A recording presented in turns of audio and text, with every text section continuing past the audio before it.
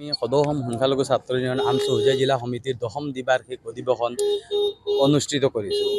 আজি ৰাতিপুৱা 9 বজাৰ পৰা আমাৰ বিভিন্ন কাৰ্যসূচীৰে বৃক্ষৰোপণৰ পৰা আৰম্ভ কৰি পতাকা বহুত বিভিন্ন কাৰ্যসূচীৰে আমি মুকলি সভালৈ উপনীত হৈছোঁ। অতি কম সময়ৰ ভিতৰত আমাৰ মুকলি সভা আৰম্ভ হ'ব।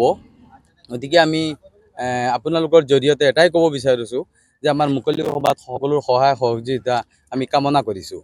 আৰু আমাৰ ৰাতি 6 বজাৰ পৰা আমাৰ প্ৰতিনিধি সভা আৰম্ভ হ'ব। প্ৰতিনিধি সভাত আমাৰ কেন্দ্ৰীয় সমিতিৰ বিষয়ববীয়াসকল আহি উপস্থিত হৈছে। গতিকে সিহঁতে আমাৰ হোজাই জিলা কমিটিখন ধুনীয়াকৈ বনাই দিব বুলি আমাৰ আশাবাদী। আৰু আমাৰ যিখন কমিটি হ'ব সেই সমিতিখনে অহা দিনত হোজাই জিলাত বিভিন্ন ধৰণৰ সমস্যা আছে। শিক্ষাৰ স্কুল অনুযায়ী শিক্ষক নাই, বহুত ধৰণৰ ড্ৰাগছ, গাঞ্জা, মদ এইবিলাকৰ সমাজৰ এটা বাল্য বিবাহ, বহুত ধৰণৰ সমাজত সমস্যা আছে।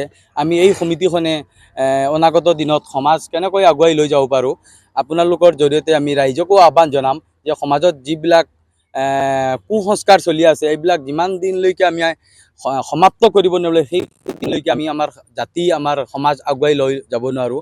গতিকে সেই আগুৱাই লৈ যাওঁতে আমাৰ সাংবাদিক বন্ধুসকলৰো আমাৰ প্ৰয়োজন, সমাজৰো প্ৰয়োজন। গতিকে আমি ভাবোঁ আমাৰ সমাজখন আগুৱাই লৈ যাওঁতে আপোনালোকৰ সহায় সহযোগিতা দৰকাৰ আমাৰ। গতিকে আপোনালোকে আমাৰ লগত সহায় সহযোগিতা কৰিব। অহা আমাৰ যিখন নতুন সমিতি আজি ৰাতি ঘোষণা আমাৰ কেন্দ্ৰীয় সমিতি কৰিব, আপোনালোকৰ আমি সহায় সহযোগিতা বিচাৰিছোঁ। আজি আমাৰ হোজাই জিলা আমচুৰ দশম দ্বিবাৰ্ষিক অধিৱেশন আৰু এই অধিৱেশনত আমি মুকলি সভাৰো আহ্বান কৰিছোঁ। ইতিমধ্যে আমাৰ অতি কম সময়ৰ ভিতৰত আমি মুকলি সভাখন আৰম্ভ কৰিম। আৰু আজি যিখন অধিৱেশন হ'ব এই অধিৱেশনৰ জৰিয়াই আমি যাতে সমাজত এটা ভাল মেছেজ দিব পাৰোঁ, যাতে সমাজখনক আমি কেনেকুৱা আগবঢ়াই লৈ যাব পাৰোঁ আৰু সমাজত যি অপকৰ্ম, বাল্য বিবাহ, ড্ৰাগছ আৰু শিশুচৰণ এইবিলাক কেনেকৈ আমি বন্ধ কৰিব পাৰোঁ তাৰ প্ৰতি আমি লক্ষ্য ৰাখি আমি অনাগত দিনত কাম কৰি যাম।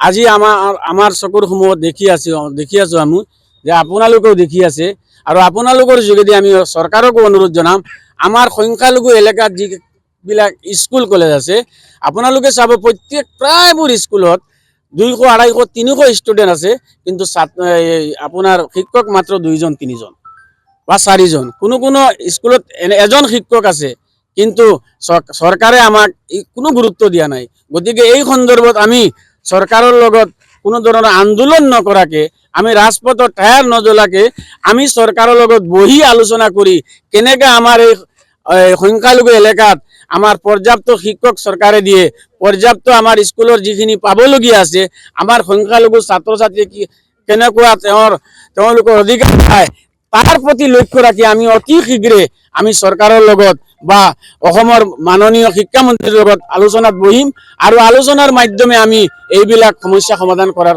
ক্ষেত্ৰত আমি চেষ্টা কৰিম।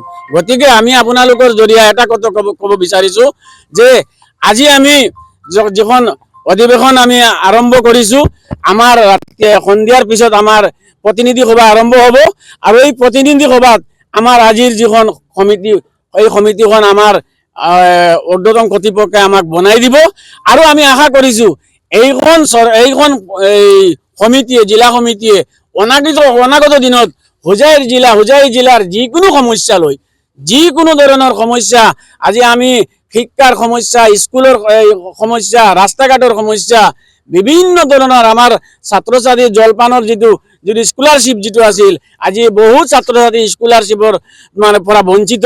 আজি স্কলাৰশ্বিপত আপোনালোকে জানে বিভিন্ন ধৰণৰ কেলেংকাৰী হৈ আছে।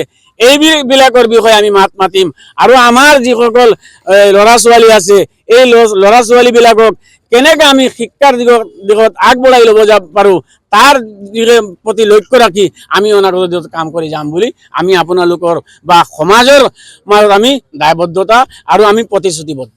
হয়, সদৌ অসম সংখ্যালঘু ছাত্ৰ ইউনিয়ন আমচুৰ হোজাই জিলা সমিতিৰ দশম দ্বিবাৰ্ষিক অধিৱেশনত কাৰ্যসূচী ক্ৰমে শ্বহীদ তৰ্পণ, বৃক্ষৰোপণ, পতাকা উত্তোলন, সাংস্কৃতিক শোভাযাত্ৰা আৰু কুইজ প্ৰতিযোগিতা আমাৰ ইতিমধ্যে সমাপ্ত হৈছে। যে আমাৰ মুকলি সভাত আমি আজি প্ৰস্তাৱ সহকাৰে লোৱা হ'ব যে শিক্ষাৰ অবিহনে জাতি মেৰুদণ্ডশীল। গতিকে শিক্ষা আৰু বাল্য বিবাহ, শিশু শ্ৰমিক, শিশু সৰবৰাহ আৰু সমাজৰ যি অপকৰ্ম অপসংস্কৃতি আছে এইবোৰ নিবাৰণৰ ক্ষেত্ৰত আমি আমচুৰ ফালৰ পৰা দায়বদ্ধ। গতিকে আমি বিশেষকৈ শিক্ষাৰ ওপৰত আমি অধিক গুৰুত্ব প্ৰদান কৰিম। নেলছন মেণ্ডেলাই ২৭ বছৰত তেওঁ জেলত আছিলে আৰু তেওঁ সংগ্ৰামী নেতা আছিলে আৰু তেওঁ কৈছিলে যে ৰাজপথত টায়াৰ জ্বলাই আৰু ৰাজপথত শ্লোগান দি আমাৰ সংগ্ৰাম হ'ব নালাগে। আমাৰ সংগ্ৰাম হ'ব লাগে মানৱতাৰ সংগ্ৰাম। আমাৰ সংগ্ৰাম হ'ব লাগে দায়বদ্ধতাশীল সংগ্ৰাম হ'ব লাগে। আমি মানুহৰ মনত জনসংযোগৰে আমি মানুহৰ মনত আমি বাসস্থান ল'ব লাগিব। আমি আনে পৰস্পৰক আমি কেতিয়াও আমি দোষাৰোপ নকৰি আমি সংগ্ৰাম নকৰোঁ। আমি সংগ্ৰাম কৰিম মানৱতাৰ সংগ্ৰাম, ন্যায় আৰু সংখ্যালঘু মানুহৰ ন্যায় আৰু নিৰাপত্তাৰ বাবে আমি আমচু দায়বদ্ধতাশীল আৰু আমি আগন্তুক দিনত সংখ্যালঘু মানুহৰ ন্যায় আৰু নিৰাপত্তাৰ বাবে যিকোনো সংগ্ৰাম কৰিবলৈ আমি প্ৰস্তুত।